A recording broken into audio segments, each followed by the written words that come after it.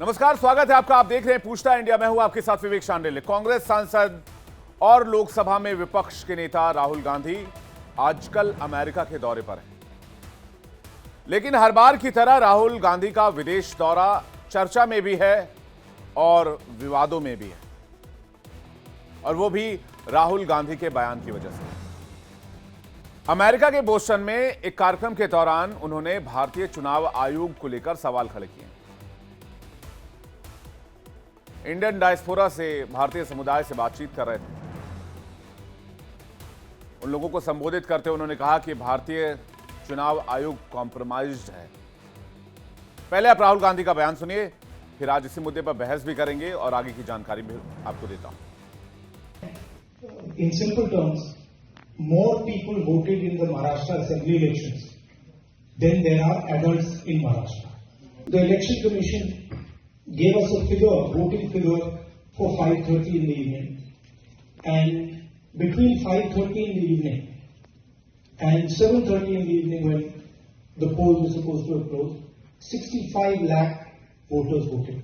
Now, that is physically impossible to happen, right? Because for a voter to vote, it takes approximately 3 minutes, and if you do the math, it would mean that there were lines of voters till 2 o'clock at night voting all night, and this didn't happen. So we asked them, but look, evening, you have videography taking place, as if we ask. They not only refused to give us the videography, they changed the law so that now you're not allowed to ask for the videography. Rahul Gandhi के बयान के बाद BJP को मौका मिल गया। BJP ने राहुल गांधी पर फिर से हमले शुरू कर दिए और राहुल गांधी की अमेरिका यात्रा को भारत बनाम यात्रा बीजेपी बता रही है। बीजेपी सांसद समित पात्रा ने कहा कि विदेशों में जाकर राहुल गांधी भारत और भारत के महान लोकतंत्र को अपमानित करते हैं। राहुल जी अमेरिका में जाके इलेक्शन कमीशन को कॉम्प्रोमाइज्ड बताते हैं। वो कहते हैं कि महाराष्ट्र के चुनाव में जिस प्रकार का मतदान हुआ वो एक तरह से फर्जीवाड़ा था। मैं राहुल जी से पूछना चाहता हूं, राहुल जी, झारखंड भी तो उसी समय चुनाव हुआ था। क्या आपने इलेक्शन कमीशन के साथ झारखंड में समझौता किया था? विदेश की भूमि में जाकर भारत पर इस प्रकार हमले करने वाला राहुल गांधी याद रखे कि वो 50,000 की बेल पर बाहर है। राहुल गांधी के बयान से सियासी संग्राम एक बार फिर से तय है। बीजेपी पूछ रही है, क्या राहुल गांधी जानबूझकर विदेशी धरती पर भारत की छवि को खराब कर रहे हैं? क्या इसके पीछे जॉर्ज सोरोस है? क्योंकि पिछले कई सालों से राहुल गांधी ने विदेशी मंचों का भारत को लेकर इस्तेमाल किया है और कई ऐसे विवादित बयान दिए हैं जिसकी चर्चा हुई है, जिस पर विवाद हुआ है। इसलिए कई सारे सवाल भी हैं जो बहुत इंपॉर्टेंट है। सवाल यह कि अगर महाराष्ट्र चुनाव में गड़बड़ी हुई तो चुनाव आयोग के खिलाफ कोर्ट क्यों नहीं गए राहुल? हालांकि एक बात यह भी है कि चुनाव आयोग में शिकायत दी गई थी, चुनाव आयोग ने स्पष्टीकरण भी दिया। हारने के बाद चुनाव आयोग पर ठीकरा फोड़ना क्या कांग्रेस की आदत बन गई है और इसके लिए देश के महान लोकतंत्र को भ्रष्ट बताया जा रहा है, या फिर भारत के लोकतंत्र को या इलेक्टोरल सिस्टम को करप्ट बताया जा रहा है? गड़बड़ चुनाव आयोग के सिस्टम में है या फिर कांग्रेस के सिस्टम में? सवाल यह भी बहुत जरूरी है। और इन्हीं मुद्दों पर बातचीत करने के लिए आज हमारे साथ मौजूद हैं मोहम्मद अमीन, पूर्व संयुक्त निदेशक इलेक्शन कमीशन, विमल सिंह, प्रवक्ता बीजेपी, विनीत सिंह, प्रवक्ता एलजेपी, अनुज आत्रे, प्रवक्ता कांग्रेस पार्टी, यश भारती, प्रवक्ता समाजवादी पार्टी। आप सभी मेहमानों का बहुत बहुत स्वागत है। चूंकि मैं अमीन साहब को नहीं देख पा रहा हूं अभी, इसलिए पहला सवाल मैं अमीन साहब से ही करता। बहरहाल मैं अनुज आत्रे जी से ही शुरुआत कर लेता हूं। बकौल राहुल गांधी, अनुज सर, विद ड्यू रेस्पेक्ट, क्या हिमाचल, कर्नाटक और तेलंगाना में कांग्रेस के मुख्यमंत्री या फिर अलायंस वाली सरकार मुख्यमंत्री पद से रिजाइन करेंगे, सीएम? देखिए, सवाल मुझे लगता है ये बहुत वाजिब सवाल नहीं है। अच्छा, अगर राहुल जी ने आज एक कंसर्न शो किया है और कांग्रेस पार्टी बार बार एक किसी समस्या को उजागर करने का प्रयास कर रही है, तो हम भी अपेक्षा करते हैं कि लोकतंत्र के चौथे स्तंभ होने के नाते आपको उस मुहिम में साथ देना चाहिए, क्योंकि ये देश के भविष्य से जुड़ा होता है। कोई भी चुनाव हो, चाहे लोकल बॉडी का, निकाय का चुनाव हो, चाहे किसी विधानसभा का, राज्य का चुनाव हो या हमारे देश के जनरल आम चुनाव, उनसे देश का भविष्य जुड़ा होता है और उसमें अगर खिलवाड़ हो रहा है, और बार बार जब से ये सरकार आई है भारतीय जनता पार्टी की 2014 से, क्या कारण हो गए कि लगातार चुनाव आयोग की क्रेडिबिलिटी के ऊपर सवाल उठते हैं, और केवल सवाल बिना बात पे राजनीतिक कारणों से नहीं उठते हैं, सवालों के पीछे तथ्य दिए जाते हैं। न केवल कांग्रेस पार्टी बल्कि तमाम विपक्षी दलों ने जो है समय समय पर जाकर के चुनाव आयोग के साथ जो जाकर के गड़बड़ियों की शिकायत की है, लेकिन आज तक उसकी कोई सुनवाई नहीं हुई है। अगर राहुल जी ने ये मुद्दा उठाया है, ये मुद्दा आज नहीं उठाया, या महाराष्ट्र इलेक्शन होने के बाद से तभी से कांग्रेस पार्टी इस मुद्दे को उठा रही है कि आखिर क्या वजह है कि जो चुनाव आयोग से जब डेटा मांगा गया तो उन्होंने 5:30 बजे तक का बता दिया कि इतने वोट पड़े हैं, इतने % वोट पड़े और इतने लाख वोटिंग हो गई। लेकिन उसके बाद जब एग्जैक्ट फिगर्स आती हैं तो 5:30 से 7:30 बजे के बीच में 65 लाख वोट और बड़े हुए दिखा दिए जाते हैं कि इस 2 घंटे में 65 लाख वोट बढ़े। राहुल जी ने जो स्पष्ट सवाल किया है कि ये 65 लाख वोट अगर 2 घंटे में चुनाव आयोग कहता है पड़ गए हैं, तो एक नॉर्मल रूटीन में एक व्यक्ति अगर वोट डालने जाता है तो उसको 2.5 से 3 मिनट मिनिमम लगते हैं, 4 भी लग जाते हैं अगर थोड़ी लाइन ज्यादा हो।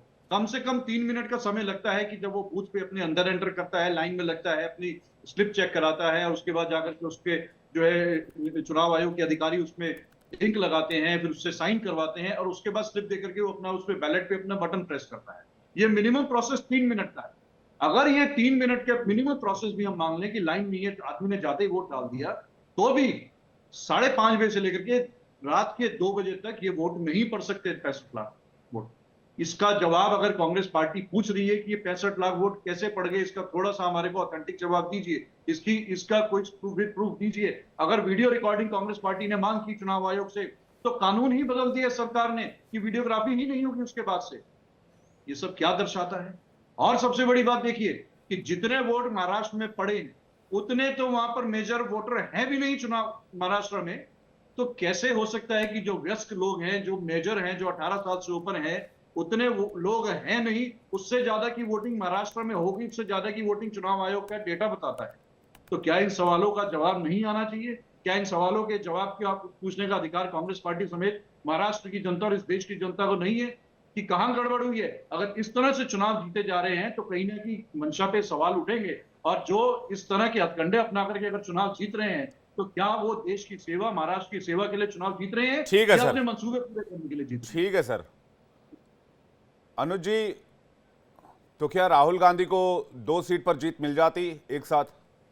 राहुल गांधी बार बार चुन के संसद आ जाते अगर लोकतंत्र ही, चुनावी सिस्टम, माफ कीजिएगा लोकतंत्र बोल रहा हूं, चुनावी सिस्टम ही करप्ट होता, क्या कांग्रेस 99 सीट जीत जाती? क्या बीजेपी 239 पर रुक जाती? क्या बीजेपी झारखंड हार जाती? क्या बीजेपी कर्नाटका हार जाती? क्या बीजेपी हिमाचल हार जाती? क्या बीजेपी तेलंगाना हार जाती? जब इलेक्शन का सिस्टम ही बीजेपी के कंट्रोल में है तो बीजेपी 400 पार करती ना आराम से। देखिए विवेक जी, ये सवाल बिल्कुल औचित्यहीन है। आपके नहीं, सवाल मेरे में सवाल औचित्यहीन है, आपके जवाब औचित्य वाले हैं। मेरे कौन सा जवाब? मैंने जो भी आपसे सवाल तो पूछे, मेरा जो सवाल कांग्रेस कौन सा पार्टी के औचित्यहीन सवाल हुआ? आपको आपने भी पहली उसी बार में भी कहा कि ये सवाल जो है वो तथ्यात्मक नहीं है। मैंने कुछ नहीं बोला आपको। आपसे जब दूसरी बार सवाल किया मैंने, तो आपने दूसरी बार भी ये कहा औचित्यहीन सवाल है। ये औचित्यहीन सवाल कैसे हो सकता है? जिस चुनाव प्रणाली पर, अनुज सर, विद ड्यू रिस्पेक्ट, मैं, सुनिए मेरी बात, मैं आपसे बस ये पूछ रहा हूं, क्या राहुल गांधी एक ही इलेक्शन में 2 सीट पर चुनाव लड़ते हैं, दोनों सीट पर जीत जाते हैं? संभव नहीं है कि दोनों सीट हार जाते। आप कहना क्या चाहते हैं मैं समझा नहीं आपकी बात। मैं आपको बहुत आसान, मैं अपनी सवाल बहुत आसान भाषा में समझाता हूं। आपने जो बोला मैं उसका जवाब देता हूं। आपके तो कोई सिस्टम, सपोज दैट XYZ, सुनिए मेरी बात, मैं बताता हूं, कोई सिस्टम, आप मुझसे मुकाबला कर रहे हैं, आप मेरे खिलाफ किसी चुनाव में उतरे हुए, XYZ कोई भी इलेक्शन है, उस चुनावी प्रणाली का कंट्रोल मेरे हाथ है, तो मैं जीतूंगा ना, आपको क्यों जीतने दूंगा? ठीक है, मैं जवाब देता हूं। अगर राहुल जी 2 जगह से चुनाव जीते हैं, अगर कांग्रेस पार्टी 25 राज्यों के चुनाव के बाद अगर 3 चुनाव जीत जाती हैं, तो इसका मतलब कि जो पिछली जो गड़बड़ियां हुई हैं, हम उन गड़बड़ियों को क्लीन चिट दे दें। क्या ये जो महाराष्ट्र में जो गड़बड़ी सामने साफ तौर पे आई है, इस गड़बड़ी को आप क्लीन चिट देना चाहते हैं, या आप ये चाहते हैं कि 100 की 100% अगर गड़बड़ियां होंगी हम तभी स्वीकार करेंगे? ये कौन से सवाल हैं? ये कौन से जवाब है कि आप एक जगह तो जीत गए तो इसका मतलब 99 की जगह 99 की 99 ठीक है? अगर भ्रष्टाचार के, अच्छा ठीक है, चलिए चुनावी, चलिए लोकतंत्र माफ कीजिएगा, चुनाव आयोग अगर करप्ट है तो बीजेपी कम से कम 272 तो पूरी कर लेती। देखिए, बीजेपी 272 अगर पूरी नहीं की तो क्या आपने जिताने की जिम्मेदारी ली है उनको? आप ये बताइए कि जो नहीं, वो महाराष्ट्र में गड़बड़ हुई है, मैं कह रहा हूं कोई सिस्टम अगर मैं कंट्रोल कर रहा हूं तो मैं उसे अपने हिसाब से चलाऊंगा ना, या आपके हिसाब से चलाऊंगा। अगर कोई सिस्टम मैं कंट्रोल कर रहा हूं तो जाहिर सी बात है, आप झारखंड भी नहीं जीतते, आप हिमाचल भी नहीं जीते। बीजेपी आज थोड़ी है, बीजेपी 2014 से है पावर में। 2014 के बाद से राहुल गांधी के कैलकुलेशन के हिसाब से आपको एक भी इलेक्शन नहीं जीतना चाहिए था, आपके एक भी एमपी नहीं जीतने चाहिए थे। अगर ईवीएम पे ही कंट्रोल है, ईवीएम में चिप लगा हुआ है, उसको दर्शा रही है जी, जिस तरह के आप सवाल पूछ रहे हैं, और जो मैंने तथ्य रखे हैं, जो कांग्रेस पार्टी ने तथ्य रखे हैं, उन पर आप नहीं सवाल पूछेंगे, उन पे आप नहीं हाँ बोलेंगे। सर मैं आपसे मैं दो सवाल आपसे पूछ लूं, इसमें कोई खराबी है? आपको ये डर लग गया कि 3 राज्यों में आप कांग्रेस मुझे टारगेट करके आपको कुछ नहीं मिलेगा अनुज सर। मैं बस आपसे ये कह रहा हूं 2014 के बाद जितने इलेक्शन कांग्रेस पार्टी ने जीते, क्या वो भी रिग्ड थे? मैं क्या बोल रहा हूं, देखिए आपके जो सवाल हैं उसका निर्णय आपके दर्शक करेंगे, क्योंकि जो मैं सवाल उठा रहा हूं, मैं बिल्कुल वाजिब सवाल उठा रहा हूं, और आप इलॉजिकल सवाल करके जो है उन सवालों को आप दबाने का चलिए ठीक है, आपके सवाल का पार्टी की तरफ उंगलियां उठ रही है, उनको आप प्रोटेक्ट करने नहीं, वो बीजेपी सर जवाब देगी। सर मैं कौन होता हूं इस मामले में जवाब देने वाला? और आप लोगों की पार्टी महाराष्ट्र चुनाव के बाद चुनाव आयोग भी गई थी। ये सवाल भी तो आप कांग्रेस, आप मुझसे सवाल कर रहे हैं। नहीं, वो तो मैं जो सवाल वाजिब होने चाहिए वो तो पूछूंगा ना सर। जवाब दे रहे हैं भाई, इस देश में सवाल पूछने से भी तकलीफ हो गई, बताइए भाई। आपके नेता बोलने से पहले क्या एक बार, 2 बार, 10 बार सोचते तो होंगे ना? 1000 बार सोच करके बोले। हाँ, तो फिर मैं उनके बोलने से परेशानी नहीं है, मेरे सवाल पूछने से परेशानी क्यों है इस देश में भाई? सवाल उठाया है उनके बयान से अगर आपको, उनके बयान से अगर किसी को परेशानी नहीं है तो मेरे सवाल से भी नहीं होनी चाहिए ना। महाराष्ट्र चुनाव में कांग्रेस के सवालों का चुनाव आयोग ने जवाब दिया था, मिलने के लिए भी बुलाया था आप लोगों को। मतदान डेटा में कोई विसंगति नहीं है, यह चुनाव आयोग ने आप लोगों को कहा था। सभी उम्मीदवारों के पास हर मतदान केंद्र का डेटा अवेलेबल है।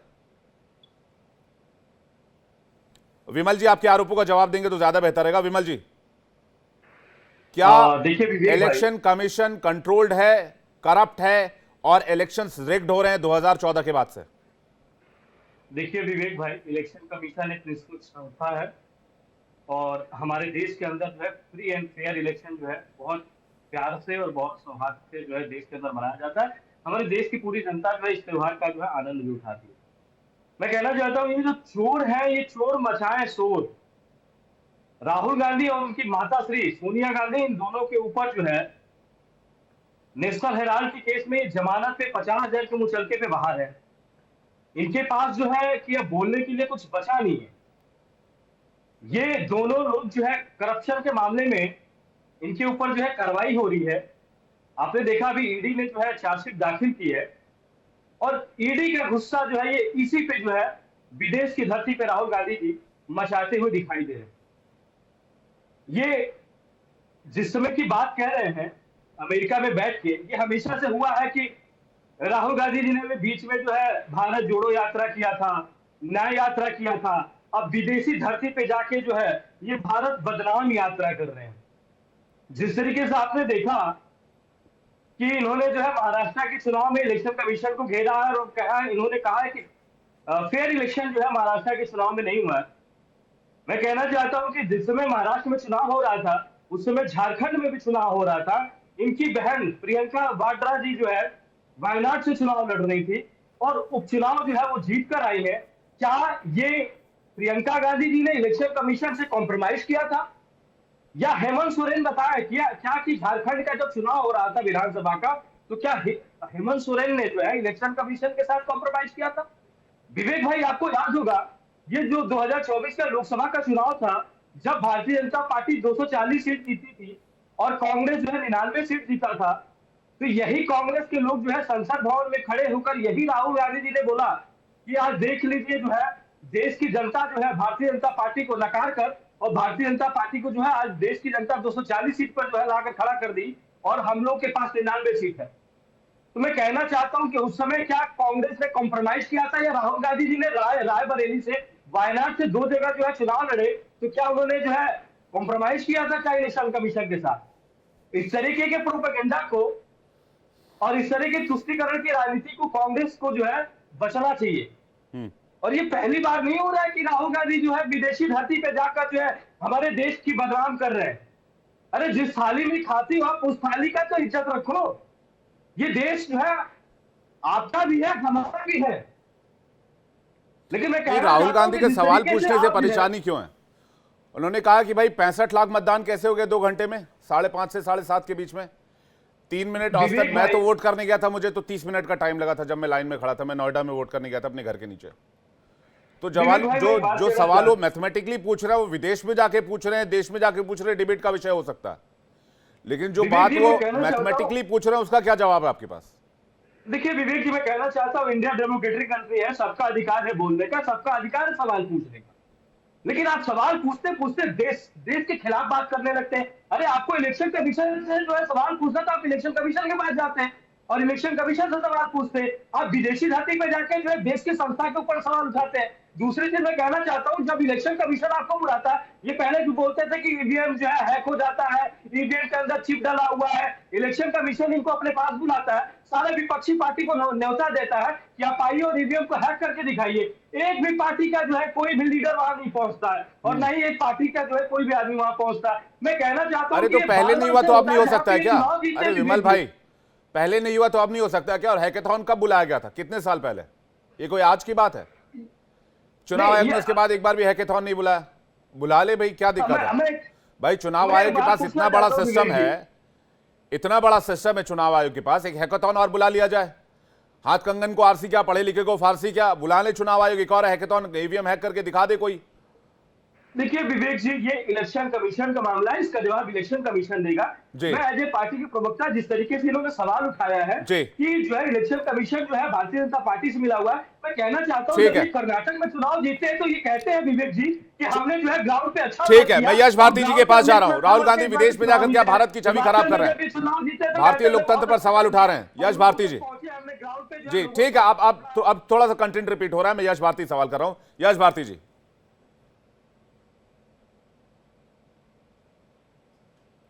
आवाज नहीं आ रही। यश भारती जी प्लीज अपना माइक चेक कीजिएगा एक बार।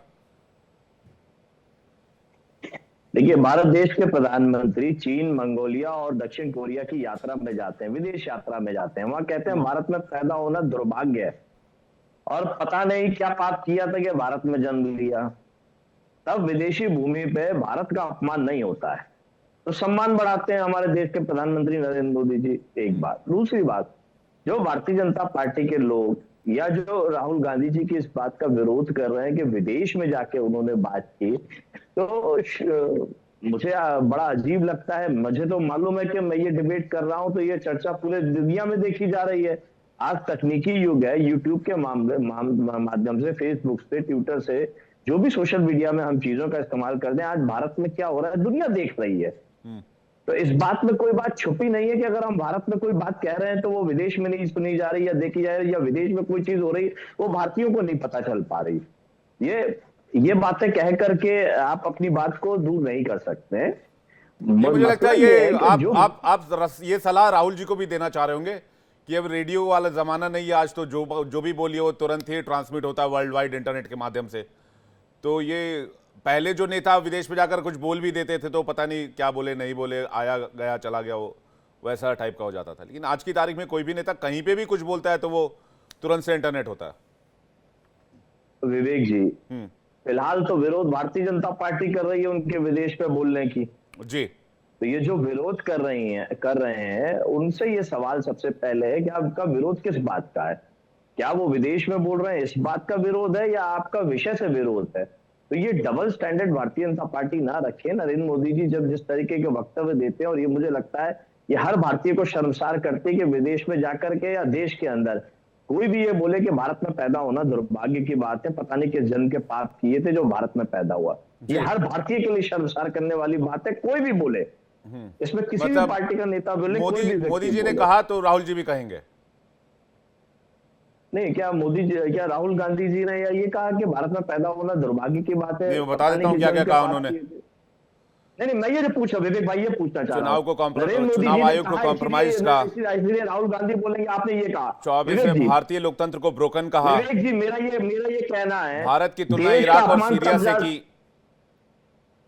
2018 में कहा नफरत और डर का माहौल है, फिर कहा सरकार सिर्फ टॉप 100 कंपनियों के लिए काम करती है, बीजेपी नफरत फैलाने में व्यस्त है। खैर 2017 में कहा भारत में सहनशीलता नहीं है। जी प्लीज प्लीज प्लीज बोलिए प्लीज। भारत को सीरिया बनाने पे तो भारतीय जनता पार्टी और उनके समर्थक पूरी तरीके से बोले, जिस तरीके से कट्टरता हावी और जो धर्मनिरपेक्षता, जो हमारा गुलदस्ता है, जो सभी पंथ समुदाय सभी धर्मों का जो सम्मान भारत में होता है, वो किस तरीके से लगातार अपमान हो रहा है। जैन मुनियों को किस तरीके से सड़क पे मारा जा रहा है, बौद्धिस्टों का किस तरीके से अपमान हो रहा है, ईसाइयों का लगातार अपमान होता रहता है, और मुसलमानों का तो कहना ही क्या। सारा धार्मिक कार्यक्रम, जितना मंदिर के अंदर रामनवमी पे पूजा नहीं होती, उससे ज्यादा तो मस्जिद के सामने पूजा होना दिखती है। जितना जयकारा प्रभु राम के दरबार में नहीं लगता, उससे ज्यादा मस्जिद के सामने दिखता है। डीजे जो साउंड में चलना चाहिए, वो सबसे ज्यादा तो मस्जिद के सामने पूजा होती है। तो ये आस्था और श्रद्धा मुझे लगता है कि अब हिंदुओं की मस्जिदों के सामने ज्यादा हो गई है और मंदिरों से थोड़ी कमजोर हो गई है, जिस तरीके का भारतीय जनता पार्टी और उनके समर्थक लोग कार्यक्रम चलाने लगे हैं। एक बात हम यश भाई, जिस विषय पर कर रहे हैं, पहले एक मस्जिद से 12 लाउड स्पीकर लगाकर अजान की जाती थी और फुल साउंड में होती थी, तो वो सिस्टम ज्यादा बेटर था। नहीं विवेक जी, वो मंदिर के सामने तो लाउड स्पीकर नहीं लगाए जाते भाई 12 लाउड स्पीकर किसी भवन पे लगा दीजिए, उसके बाद किसी मंदिर के आगे जाने की जरूरत ही नहीं है। मैं आपसे पूरे शहर में ऐसे ही हर मंदिर के कोने कोने तक आवाज पहुंच जाएगी। खैर अपनी बात पूरी कीजिए। मुझे कोई 4 स्थान बता दीजिए जहां ऐसा हुआ हो कि 12 लाउड स्पीकर मंदिर के सामने लगा दिए गए हो, कोई 4 स्थान बता दीजिए। और मैं आपको ऐसे, आप खुद ऐसा नहीं, मैं समझ नहीं पा रहा आपत्ति किस बात से आपको। नहीं, आप बात को टर्न कर रहे थे, मैं बात को आगे बढ़ा रहा हूँ। आपने बात को आगे बढ़ाया तो मैं उस बात को आगे बढ़ा रहा हूँ। नहीं, आपत्ति किस बात से? मैं तो उदाहरण, भजन बजाने से आपत्ति है, लाउडस्पीकर उतारने से आपत्ति है, मस्जिद के आगे जाने से आपत्ति है, मंदिर के आगे जाने से आपत्ति है। भारतीय जनता पार्टी को है, आपत्ति भारतीय जनता पार्टी को है कि विदेश में जाकर के हमारे देश के बारे में क्यों चर्चा हो रही है। तो आपत्ति है तो नरेंद्र मोदी जी को भी तो बात कंट्रोल में रखनी चाहिए, जो ये कहते हैं कि दुर्भाग्य देश में पैदा होना। और ईवीएम को लेकर के अगर भारतीय जनता पार्टी की आपत्ति है, तो सबसे ज्यादा देश में अविश्वास किसी ने पैदा किया ईवीएम को लेकर के, तो सुप्रीम कोर्ट गई, तो भारतीय जनता पार्टी गई। लेकिन आपका प्रदर्शन तो बहुत बढ़िया रहा यश भाई, समाजवादी पार्टी का 2024 के इलेक्शन में। अगर पहले आप तय कर लो आप सवाल क्या करेंगे और मुझे पूरा जवाब किस बात पे आने देंगे। बार बार आप रोकेंगे तो मैं तो नहीं, अभी आप इलेक्शन कमीशन पर आए तो मैं 2024 के प्रदर्शन की बात कर रहा हूं, जो काबिले तारीफ रही। इवन अयोध्या वाली सीट बीजेपी हार गई। आपने जो बात कही, हम वो बात कह, अगर आप दोबारा सवाल बदल रहे हैं, मैं सवाल का जवाब, इस सवाल का जवाब दे। सवाल नहीं बदल रहा, मैं इसी सवाल का जवाब चाह रहा हूं आपसे। मैं बस ये चाह रहा हूं जानना, मैंने जैसे ही कहा कि आपका प्रदर्शन, तो आपकी भी कोई सेटिंग थी क्या इलेक्शन कमीशन से? मैं बता रहा हूँ, सारी सेटिंगें बता रहा हूँ। ईवीएम को लेकर सबसे ज्यादा अविश्वास भारतीय जनता पार्टी ने बताया। Supreme court Bharatiya Janata party EVM के खिलाफ में किताब ईवीएम ने छापी, इनके क्रेडिट से मैया महाराष्ट्र में इलेक्ट्रॉनिक एक्सपर्ट सड़क पे लेकर के घूमे ईवीएम के खिलाफत में। जैसे ये सत्ता में आए, वीवीपीएट लेकर के आए, और उस वीवीपीएट पर भरोसा नहीं है, उसकी गिनती से दूर भाग जाते हैं, कहते हैं गिनती नहीं करानी वीवीपीएट की। ईवीएम पे भरोसा नहीं था, वीवीपीएट लेके आए, वीवीपीएट पे गिनती नहीं गिनी। अब आप हमारे प्रदर्शन की बात कर रहे हैं, हम तो कह रहे हैं ईवीएम और डीएम ने रोक लिया, नहीं तो 60 पार हो रहा था। ये तो ईवीएम और डीएम ने रोक दिया। यही ईवीएम थी जो उपचुनाव में जिसे गर्मी लग जाती थी, चुनाव आयोग ने कहा था उत्तर प्रदेश के अंदर की ईवीएम को गर्मी लग गई। तो भैया ईवीएम को गर्मी भारतीय जनता पार्टी की सरकार 27 में भी तो यही ईवीएम यही डीएम होगा यश भारती जी। हम ईवीएम से जीतेंगे और ईवीएम को ही हटाएंगे सबसे पहले। माननीय अखिलेश यादव, चलिए ठीक है, विनीत जी काफी देर से वेट कर रहे हैं जी। इस ईवीएम को हटाने का हम काम करेंगे जी। हाँ, सपना देखिए विनीत जी। विवेक भाई, हाँ, गुड इवनिंग, नमस्कार। पहले नमस्कार। जो ये सपा के प्रतिनिधि बोल रहे हैं प्रधानमंत्री जी के बारे में, पहले संदर्भ ठीक कर लो। प्रधानमंत्री जी ने कहा था कि पहले जो यूपीए का सरकार था उसमें कोई भी बिजनेस एस्टैब्लिश करने के लिए चीजें थी, इतनी कंडीशन नहीं थी, इतनी सहूलियत नहीं थी। उन्होंने ये कहा था कि 2014 के पहले लोग जी, ऐसा जी, सोचते जी। थे। 2014 के बाद हाँ। हालात बदले हैं, क्योंकि तस्वीर बदली। क्योंकि सरकार ऐसी थी, वहां पे भ्रष्टाचार होता था, इसलिए लोग समझते थे।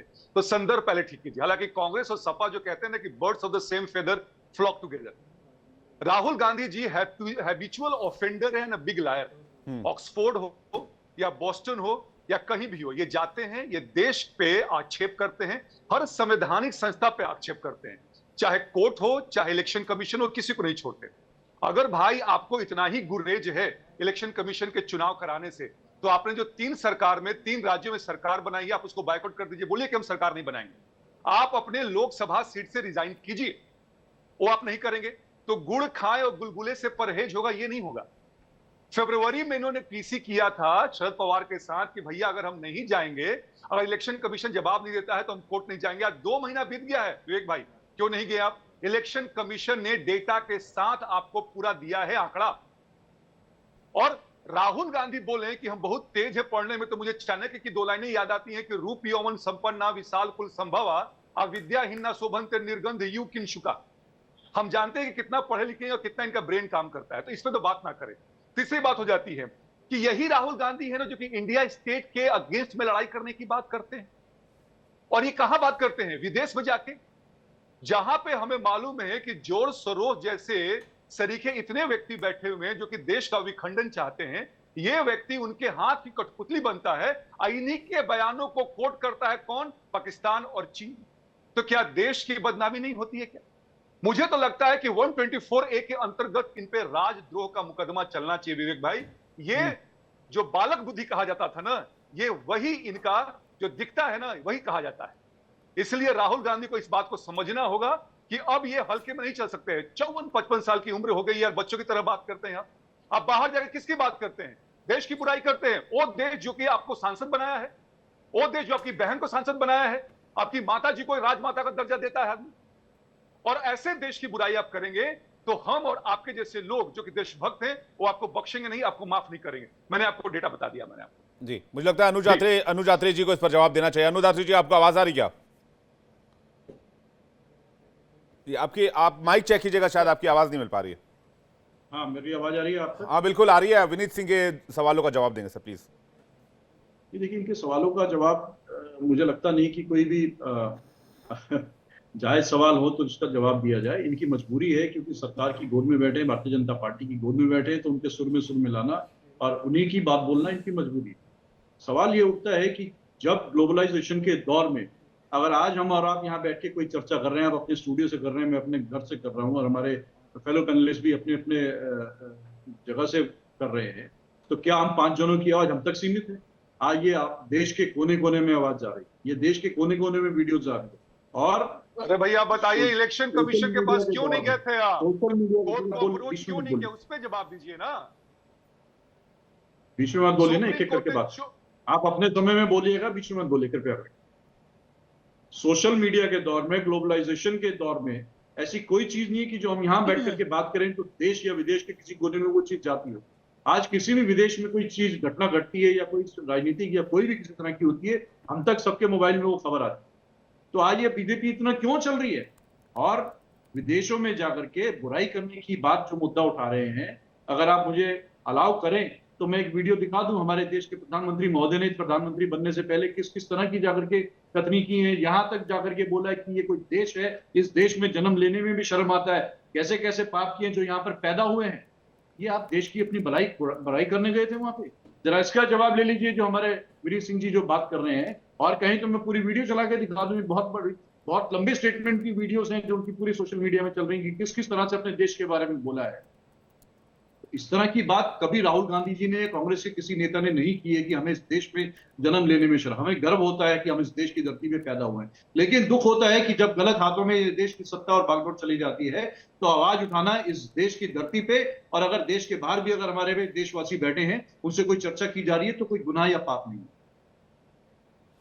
विनीत जी जल्दी से, उसके बाद विमल जी के पास जा रहा हूं। विनीत जी भाई, राहुल गांधी क्यों? कांग्रेस की तो फितरत है ये हर नेता की। आप मणिशंकर अय्यर को याद कीजिए, पाकिस्तान में जाके क्या कहा था, क्या मोदी सरकार को हटाने में हमारी मदद करें। ये चाइनीज कॉन्सुलेट में जाके बोलते हैं, जबकि हम डोकलाम में लड़ाई करते हैं, जाके छुप छुप के मिलते हैं, उनसे संधि करते हैं। तो कांग्रेस तो ये नहीं समझा है हमने कहा कि जब इलेक्शन कमीशन ने आपको बुलाया था, आप क्यों नहीं गए? आपने ईवीएम पे सवाल उठाया था, आपने कहा था विवेक भाई की हैकाथॉन क्यों नहीं कराया गया? सुप्रीम कोर्ट ने 24 बार 24 पिटीशनों को खारिज किया है ईवीएम के बारे में। 3 दिन तक ईवीएम को रखा गया था, कोई आदमी नहीं गया यहां पे। जब आपने कहा था कि कोर्ट को अप्रोच करेंगे, आपने क्यों नहीं अप्रोच किया कोर्ट में? और आपको करना है तो देश की बात देश में रखें ना, विदेश में जाकर क्या करना चाहते हैं आप? क्या अमेरिका मदद कर देगा? जहां पे ट्रंप कहते हैं कि देश का इलेक्शन जो है, वहां पर भी जान लीजिए कि अमेरिका में अभी भी कैलिफोर्निया स्टेट में बैलेट से इलेक्शन होता है। और ट्रंप ने कहा था, जो कि मौजूदा प्रेसिडेंट है, कि सीखना है तो भारत से सीखिए। इतने ज्यादा लोग हैं फिर भी इतनी जल्दी चुनाव होता है, तो आप उसकी बात तो नहीं करेंगे और जाके आप रोना रोते हैं। और रोना वो क्या, घड़ियाली आंसू बहाते हैं। और अनुज भाई जो आप कह रहे हैं ना, आप अलग से बात नहीं कर रहे, अपने नेता का जो झूठ है उसको आप एक्सटेंड कर रहे हैं इस पैनल पे। बचिए उससे विवेक भाई। जी यश भारती कुछ कहना चाह रहे हो? उसके विमल जी आपके पास आ रहा हूं। यश भारती जी, देखिए, बार बार चुनाव आयोग में जाने की बात विनीत सिंह जी कह रहे हैं। अभी उपचुनाव में 500 शिकायतें करी और चुनाव आयोग हिला नहीं। और हिला कैसे नहीं? जैसे मृत शरीर होता है, बिल्कुल मरा हुआ।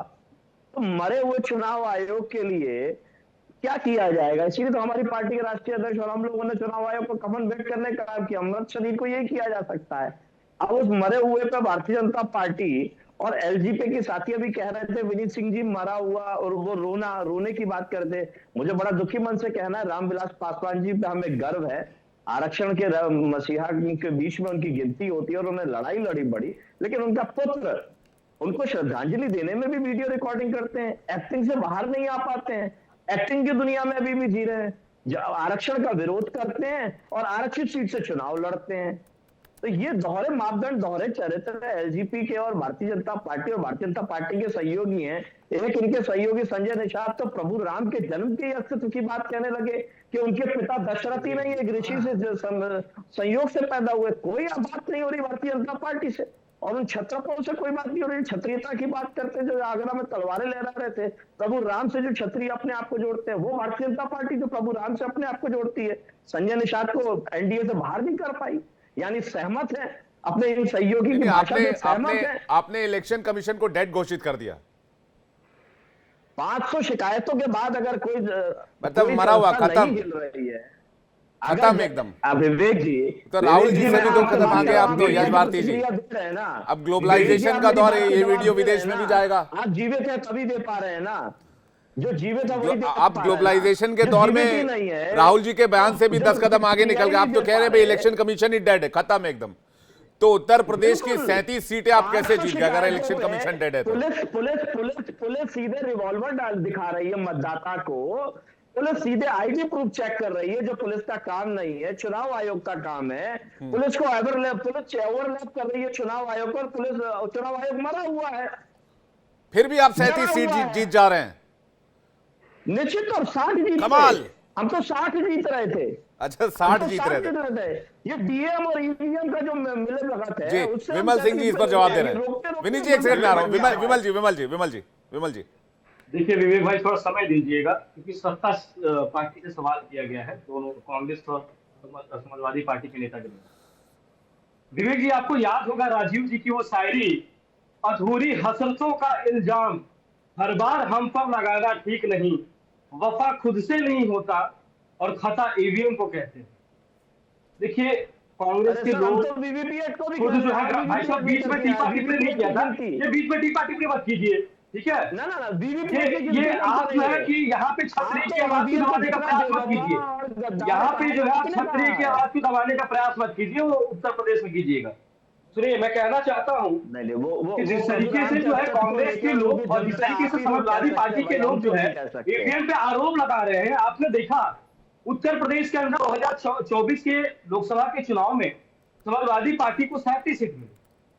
अगर इलेक्शन कमीशन पर जिस तरीके से आपके चैनल पर बैठ के ये स्वतंत्र प्रभार जो एक संस्था है उसके बारे में जो है ये मरा हुआ जो है शब्द का प्रयोग जो है चैनल पे कर रहे हैं, आपने देखा 37 सीट जो है इनको जो है लोकसभा चुनाव मिला था। अयोध्या जैसी सीट जो है भारतीय जनता पार्टी हम नहीं जीत पाए।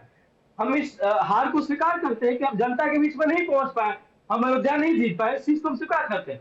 लेकिन आप देखिए 37 सीट जीतने के बाद अगर इलेक्शन कमीशन अगर खराब था तो आपको इलेक्शन कमीशन अगर भारतीय जनता पार्टी से मिला हुआ था तो आपको एक भी सीट नहीं मिलनी चाहिए थी। दूसरी चीज मैं कहना चाहता हूं कि अभी आपने देखा आपके चैनल पे इन्होंने एक आरोप लगाया पिता और पुत्र का कि स्वर्गीय रामविलास पासवान जी के जो है मरणोपरांत जो है उनके बेटे जो है वीडियो जारी कर रहे हैं, एलजीपी के नौटंकी कर रहे हैं। अरे अखिलेश यादव जी क्या कर रहे थे? एलजीपी मुलायम सिंह यादव को रोना पड़ा था स्टेज से पूरे पूरे भारतीय जनता ने देखा था कि किस तरीके से बाप के मुंह के सामने से माइक छीना गया था। और अखिलेश और मुलायम सिंह यादव जी का जो है ये व्यक्तित्व सभी को याद होगा कि शिवपाल जी को घर बुला के और सारे रामविलास पासवान जी की पार्टी के वरिष्ठ नेता थे उनको अपने घर बुला के उन्होंने किस तरीके से बंद किया था, किस तरीके से बोला था मैं कहना चाहता हूँ कि वो पिता और पुत्र की लड़ाई समझ में आ रही है। वो पिता और पुत्र के जो है आपस के जो विचारधारा वो दिखने को मिली है। दूसरी चीज मैं कहना चाहता हूँ कांग्रेस के जो हमारे साथी लोग बैठे हुए हैं उन्होंने आरोप लगाया इलेक्शन कमीशन के ऊपर।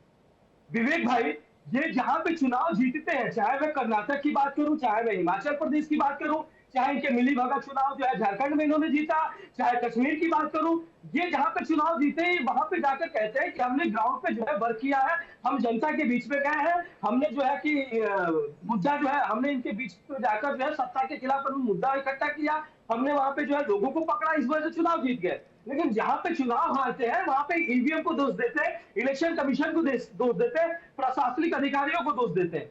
मैं कहना चाहता हूं विवेक जी, जिस तरीके से राहुल गांधी जी विदेशी धरती पे आके, ये पहली बार नहीं हुआ है, वो हमेशा देश के बांटने की बात करते हैं। आपने देखा था उन्होंने कहा था कि अल्पसंख्यक समुदाय के लोग जो है वहां पे जो है डरते हैं, वहां पे जो है वो खुश नहीं है, उनको अलग रखा जा रहा है, वहां पे देश तोड़ने की बात करते हैं। आपने देखा कि किस तरीके से वाशिंगटन में उन्होंने बयान दिया था। मैं कहना चाहता हूं चाहे मैं राहुल गांधी की बात करूं, चाहे मैं इनके मणिशंकर अय्यर की बात करूं, चाहे दिग्विजय सिंह की बात करूं, ये इन लोग के जो बयान होते हैं विदेशी धरती पे जाके जो है वो बदल जाते हैं। मैं कहना चाहता हूं कि देश हमारा है, अगर आपको सवाल करना था इलेक्शन कमीशन से करते, इलेक्शन कमीशन ने तो शुरू से आपको जवाब दिया है। कोर्ट सुप्रीम कोर्ट में आप गए, सुप्रीम कोर्ट ने आपको बोला कि भाई जाइए इलेक्शन कमीशन और जाके आप जो है कि आप ईवीएम का हैक कीजिए और आप दिखाइए कि उसमें कहा छिपे। बार बार इलेक्शन कमीशन को न्योता देता है, बार बार आप देखिए जब भी राजीव जी हमेशा कहते हैं कि आप आइए आकर देखिए कि कहा 2013 की बात है, आपकी बात आ गई, मैं इसका जवाब ले लूंगा। 2013 में गुजरात के मुख्यमंत्री के तौर पर पीएम मोदी ने कहा था अमेरिका में भारतीय मूल के लोगों को संबोधित करते हुए कि भारत में कमजोर नेताओं की सरकार है। तत्कालीन यूपीए सरकार पर भ्रष्टाचार के आरोप लगाते हुए कहा कि सरकार के प्रति लोगों का भरोसा और विश्वास खत्म हो चुका है। 2015 में भी एक बयान दिया था जिसे लेकर राज्यसभा में काफी ज्यादा हंगामा हुआ था। कांग्रेस के आनंद शर्मा ने टोरंटो में प्रधानमंत्री के भाषण का मामला उठाया था और इसमें आनंद शर्मा और अब मुख्तार अब्बास नकवी के बीच में तीखी बहस भी हुई थी। उन्होंने भारत को कहा था पहले स्कैम इंडिया था, अब ये स्किल इंडिया हो गया, जिस पर कांग्रेस की आपत्ति ये थी कि गलतियां हो सकती हैं लेकिन देश का नाम स्कैम के साथ कैसे जोड़ा जा सकता है।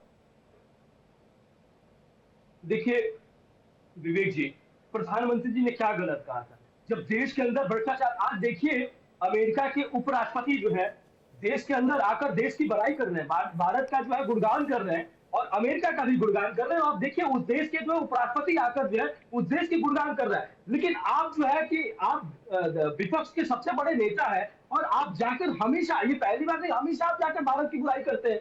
दूसरी चीज आपने कहा कि प्रधानमंत्री जी ने क्या गलत कहा था जब देश के अंदर भ्रष्टाचार बढ़ गए थे, कोयला घोटाला हो, चाहे 2G घोटाला हो, चाहे खनन घोटाला हो, अगर देश के अंदर भ्रष्टाचार बढ़ रहे हैं, महंगाई बढ़ गई थी, तो देश के प्रधानमंत्री जी ने उसका जवाब दिया था कि हमें यूपीए की सरकार में जो है कि आज भी उन्होंने, वो तो पहले भी कहते थे, मैं तो आज भी कहता हूं इनके पास तो नेता ही नहीं है। आप देखिए कौन इनके पास नेता है, राहुल गांधी को जो है पार्टी खुद नेता नहीं मानती। उसी सो कॉल्ड करप्शन की बात तो राहुल गांधी भी कर रहे हैं विमल भाई, उसी सो कॉल्ड करप्शन की बात तो राहुल गांधी जी भी कह रहे हैं। वो कह रहे हैं ईडी माफ कीजिएगा, इलेक्शन कमीशन ईसी में करप्शन है, कॉम्प्रोमाइज्ड है। विवेक भाई खुद जो है जो करप्ट में संगीन है, आज राहुल गांधी और सोनिया गांधी 50,000 के मुचलके में बाहर है, वो जाके करप्शन की क्या बात करेंगे जो खुद करप्ट है। तो मैं कहना चाहता हूं कि ये खुद करप्ट लोग हैं और दूसरों को आप बताइए कि भारतीय जनता पार्टी के ऊपर एक भी स्कैम का या एक भी घोटाला का नाम बताइए जो भारतीय जनता पार्टी ने किया है। तो हमने जो जी जो भी यश भारती कहा, आपको हमने कुछ कहना जो चाह रहे हैं, उसके बाद भी अनु यात्री जी से जवाब ले उनको लूंगा। हमने proof किया, यश भारती जी उनको कुछ कहना चाह रहे हैं, जी मामला। यश भारती जी। विवेक जी, भारतीय जनता पार्टी के साथी ने स्कैम की बात की। भारतीय जनता पार्टी का राष्ट्रीय अध्यक्ष भारतीय जनता पार्टी के राष्ट्रीय कार्यालय में देश की रक्षा सौदे में दलाली करता, पकड़ा जाता है, सजा पाता है। ये राष्ट्रवादी की बात करते हैं, ये राष्ट्र के समर्पण की बात करते हैं और कह रहे हैं हमने स्कैम। कितने स्कैम बता दूं? व्यापम घोटाला, बेरोजगारों से घोटाला। मध्य प्रदेश में इनकी सरकार जो प्रवेश परीक्षा कराती है उसमें बच्चों से जो पैसे लेती है उससे दुगनी आमदनी करती है। तो यही तो उनका कहना है, घर में मिल बैठकर बात कर लेते हैं, पड़ोस में जाके चुगली करने से क्या फायदा होगा? विवेक भाई, अरे भाई घर में कह लेते हैं तो घर में चर्चा कर लीजिए। बाहर विदेश में जाके कहते हैं पड़ोस में चुगली करने से क्या मिलेगा? कह रहे जॉर्ज सोरोस का एजेंडा चला रहे हैं। विवेक भाई यश भारती जी कह रहे हैं जॉर्ज सोरोस का एजेंडा चला रहे हैं। ये वीवीपीएट का जवाब क्यों नहीं दे रहे? ईवीएम का तो अविश्वास सबसे ज्यादा भारतीय जनता पार्टी करती हुई वीवीपीएट लेकर के आई। अब वीवीपीएट की गिनती पे जवाब क्यों नहीं है? क्यों नहीं 100% वीवीपीएट की गिनती कराती भारतीय जनता पार्टी की सरकार? विनीत जी, विमल जी एक सेकंड, विनीत जी काफी देर से कुछ कहना चाह रहे हैं। विनीत जी बस 30 सेकंड सपा के बारे में बोल देते हैं। भैया इतनी सक्षमता है कि पूरी आपके धागे खोल देंगे। अदम गोंडवी एक बड़े अच्छे समाजवादी हुए हैं, उस समाजवादियों के लिए कहते हैं कि बड़े पक्के समाजवादी हो, तस्कर हो या डकैत, बड़ा प्रभाव है खादी के उजले लिबासों में। आरक्षण की बात कही थी 2012 में यूपी में नौकरियों के प्रमोशन में शेड्यूल कास्ट का आरक्षण किसने रोका था? अकेला सपा पार्टी थी सर, उससे जरा बात कीजिएगा। हमारे चुनाव लड़ते हैं विवेक भाई, ये गलत बात है। मैं बोलूंगा बीच में नहीं बोलेंगे। बात कर रहे हैं हम जब जैसे ही डेटा पे बात आते हैं खत्म करने की बात एक एक करके सर, यश भारती जी एक एक करके सुन लेते हैं पहले। हमारे नेता दिवंगत रामविलास पासवान जी हो, चाहे मौजूदा चिराग पासवान जी हो, SC/ST कमीशन की बात हो या कानून की बात हो या मंडल कमीशन की बात हो, हम बिल्कुल मजबूती के साथ खड़े रहे। जरा बताइएगा सर कि इलाहाबाद हाई कोर्ट ने क्या कहा था सैंड माइनिंग स्कैम के बारे में? किसके ऑर्डर पे सीबीआई ने अखिलेश यादव के विरुद्ध में जांच चालू किया था? आप स्कैम की बात करते थे ना। मुजफ्फरपुर रायगढ़ में लोग यहाँ जनवरी में ठिठुरे थे, लोग बैठ के सफाई में नाच गाते थे। आप मुसलमानों की बात करते हैं, आपके राज्य में सर 100 राइट हुए हैं, लेकिन उस पर जवाब नहीं दीजिएगा। विवेक भाई आखिरी बात, राहुल गांधी जी चार्जशीटेड है, माता बेटा दोनों जो है जेल जाने की तैयारी में है। डिस्ट्रैक्ट करने के लिए ये जो है वितंडा जो है। यश भारती जी एक सेकंड पूरा कर लीजिए, नहीं सुनाई दे रहा उनका। हाँ बोलिए विनीत जी। हमने कहा राहुल गांधी जी और माता सोनिया गांधी जी जांच की बात कर रहे हैं तो जांच का जैसे आप यूपी में करते हैं, आपके समधी लोग यहाँ बिहार में करते हैं। क्या जाके पूछिए तेजस्वी यादव से, 88-89 सीट लेके बैठे हुए इलेक्शन कमीशन के दया पे ही ना। ये क्या कर लिया गया उनके साथ? में भी जमीन लूट ली है इंडस्ट्रीज की और भोपाल में भी जमीन विवेक भाई इंडस्ट्रीज की। जी क्या आपके संधि जीत गए हैं ना। आपके संधि ये कहते हैं कि बिल्ली, अरे सुनो यार, बिल्ली के भाग से चीता फूटने वाली बात है। खुशी बर्दाश्त नहीं हो रही है, पर आखिरी बात है। अरे भाई साहब पर्सनल मत हो जाइए, पर्सनल मत हो जाइए भैया। अरे भाई साहब दोनों लोगों से करबद्ध निवेदन है, पर्सनल मत हो जाइए, टॉपिक पर रहते हैं। 37 सीट जीतने की बात कही, कब्जा कर रहे हैं भाई, ठीक है, राजनीतिक रूप में प्रभाव दिखा के कब्जा कर रहे हैं।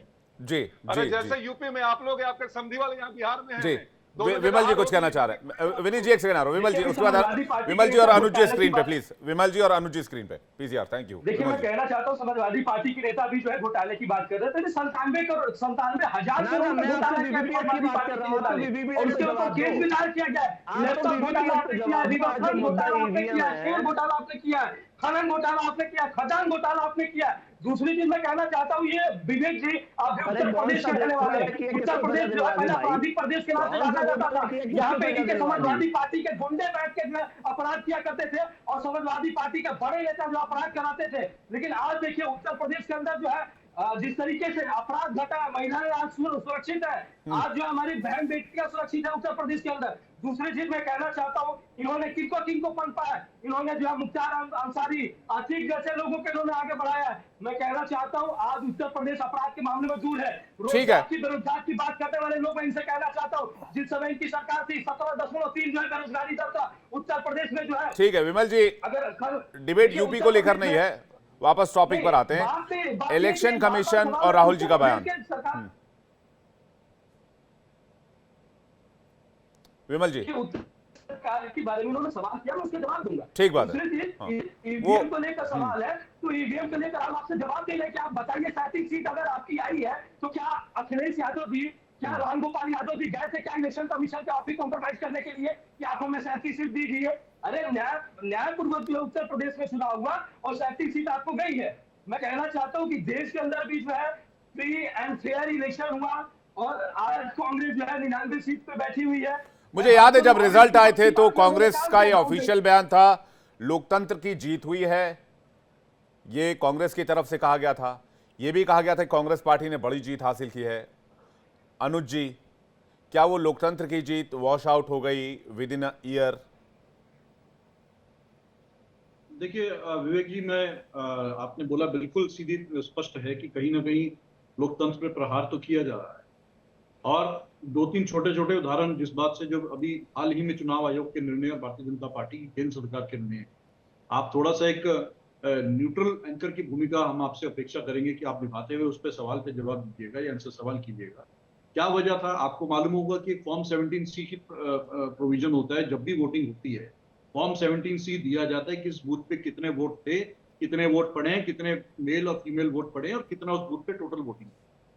क्या वजह है कि इलेक्शन कमीशन ने अब वो डेटा पब्लिक करने से, सार्वजनिक करने से मना कर दिया है, जबकि पहले व्यवस्था रही थी ताकि सब पार्टी को, हर कैंडिडेट को मालूम होता। कहीं ना कहीं दाल में कुछ काला है कि उसके बाद आंकड़ों में छेड़ाछाड़ी की जाती है। जैसे महाराष्ट्र इलेक्शन में आखिरी के 2 घंटे में 65 लाख वोट बढ़ा दी गई। उससे तत्काल बाद महाराष्ट्र के चुनाव के नतीजों के बाद जब कांग्रेस ने ये प्रथा उठाई थी और कांग्रेस ने मांग की थी कि आप हमको सीसीटीवी फुटेज दीजिए, वीडियो फुटेज दीजिए, ताकि हम देख सकें कि उसके बाद कितने वोट आए।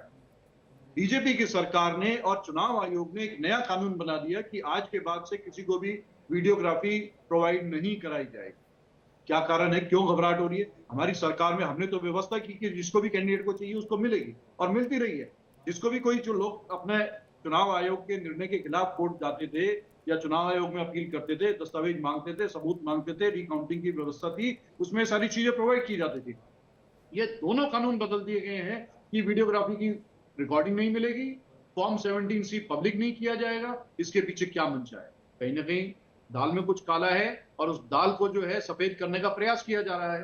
तो इन्हीं बातों से छोटी छोटी इस तरह से दसियों नहीं सैकड़ों उदाहरण है कि लगातार जब भी चुनाव होता है, किसी भी स्टेट का चुनाव हो, कोई ऐसा स्टेट नहीं है कि जहां पर ईवीएम मशीन गड़बड़ पाई नहीं जाती है, जहां पर ईवीएम मशीन किसी की गाड़ी से जब्त नहीं मिलती है, जहां पर, और उनमें ज्यादातर भारतीय जनता पार्टी के नेता या कार्यकर्ताओं की गाड़ियों में ईवीएम मशीन मिलती है। क्यों ईवीएम मशीन इस तरह से लोगों के हाथ में पहुंच जाती है वोटिंग से पहले और वोटिंग के बाद?